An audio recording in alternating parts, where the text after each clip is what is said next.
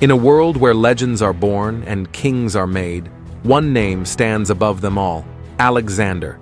From a child with a dream to a warrior who conquered the world, this is the story of a boy who became a legend.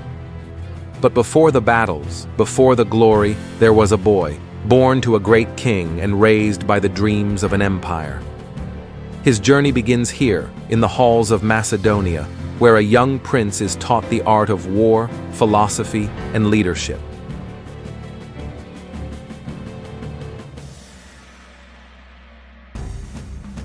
King Philip II watches his son spar with other young boys.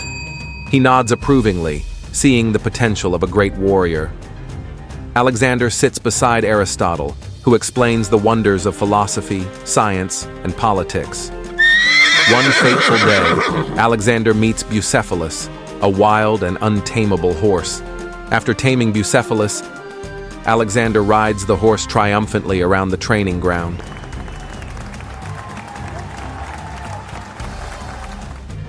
King Philip takes Alexander to a hilltop overlooking the Macedonian lands.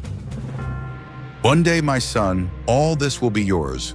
But remember, a true king must earn his people's loyalty.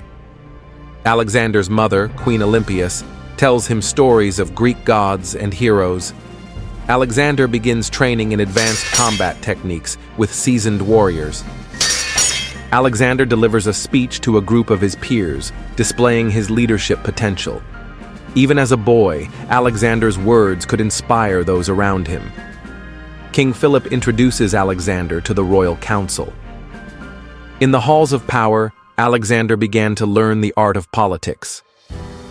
At the age of 18, in the year 338 BCE, Alexander participates in his first battle at Chaeronea, leading the Macedonian cavalry to a decisive victory. The young prince's mind was as sharp as his sword, studying the art of war with relentless focus. Alexander studies maps and battle plans late into the night.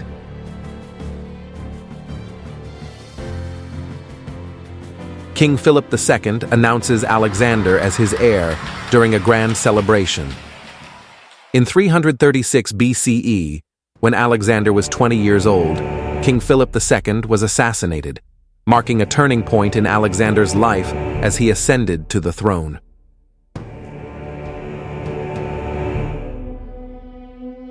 To unite his kingdom, Alexander consolidates power by quelling rebellions among neighboring tribes.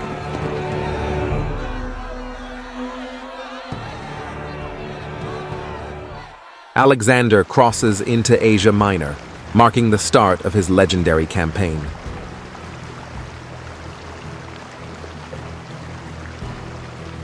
In 334 BCE, after securing his kingdom, Alexander sets his sights on the Persian Empire. He assembles a formidable army, blending Macedonians and Greeks into a united force. Alexander and his army cross the Hellespont to Asia Minor, marking the beginning of the Persian campaign. Alexander faces the Persian satraps at the river Granicus and secures his first major victory, the first test of a true conqueror, a battle that would echo through history. After the victory, Alexander liberates Greek cities under Persian rule, earning their loyalty. In Phrygia, Alexander encounters the legendary Gordian knot, which no one can untie. In 333, at the age of 23, Alexander defeats King Darius III's army at Issus, solidifying his reputation as an invincible leader. After the victory at Issus, Alexander captures Darius's family, but treats them with respect and honor. At the age of 24, Alexander besieges the island city of Tyre, displaying unmatched military ingenuity by building a causeway to breach its defenses. Alexander secures Gaza after a fierce siege, further consolidating his control over the region. Welcomed as a liberator, Alexander is hailed as pharaoh in Egypt. He begins laying plans for the great city of Alexandria. Alexander became legendary as a classical hero in the mold of Achilles, featuring prominently in the historical and mythical traditions of both Greek and non-Greek cultures. His military achievements and unprecedented enduring successes in battle made him the measure against which many later military leaders would compare themselves. The Battle of Issus, also Issos, occurred in southern Anatolia on 5 November 333 BC. In 333 BCE, Alexander faces King Darius III at the Battle of Issus. Despite being outnumbered, Alexander's strategic genius secures a decisive victory. Against overwhelming odds, Alexander's brilliance turned the tide of battle, striking fear into the heart of Persia.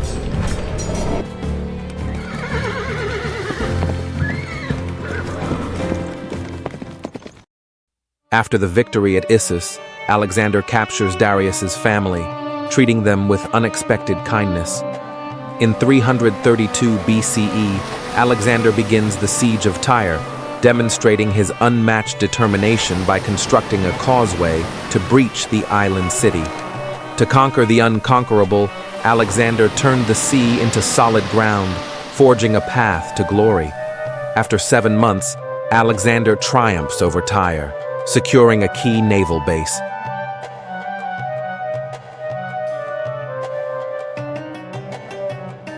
Alexander enters Egypt in 332 BCE, where he is welcomed as a liberator and declared a pharaoh.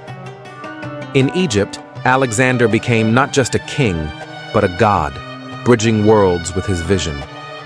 Alexander visits the Oracle of Ammon at Siwa Oasis, where he is proclaimed the son of Zeus. In 331 BCE, Alexander establishes the city of Alexandria, envisioning it as a hub of culture and learning. Alexander meets the Persian army again at the Battle of Gaugamela in 331 BCE, achieving a historic victory. On the fields of Gaugamela, Alexander shattered the Persian Empire and claimed his place in history. After Gaugamela, Alexander enters Babylon, where he is greeted as a conqueror and king. Alexander begins preparations for his campaign into the heart of the Persian Empire. The young king stood on the threshold of immortality, his eyes set on the edge of the known world.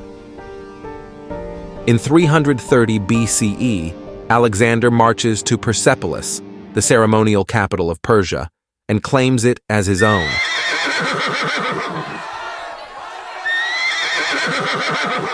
In an act of symbolic defiance, Alexander allows his soldiers to burn the great palace of Persepolis. In 329 BCE, Alexander begins his campaigns in Central Asia, facing fierce resistance from local tribes.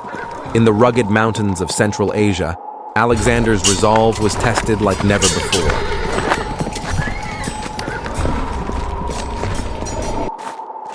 Alexander marries Roxana, a Bactrian princess, as a political alliance and a gesture of unity between Greeks and Persians. In 327 BCE, Alexander begins his campaign into India, facing the challenges of unknown terrain and powerful adversaries. In 326 BCE, Alexander faces King Porus at the Battle of the Hydaspes. Despite Porus's war elephants, Alexander emerges victorious and befriends the defeated king.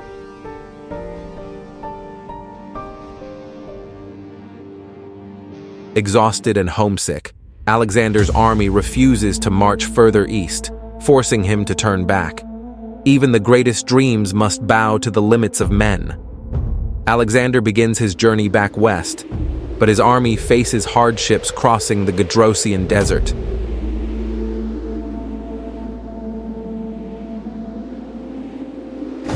In 324 BCE, Alexander returns to Babylon and begins planning his next campaign, envisioning a conquest of Arabia and beyond. In 323 BCE, at the age of 32, Alexander falls ill and dies, leaving his empire without an heir. The man who sought to unite the world left behind a legacy that shaped it forever.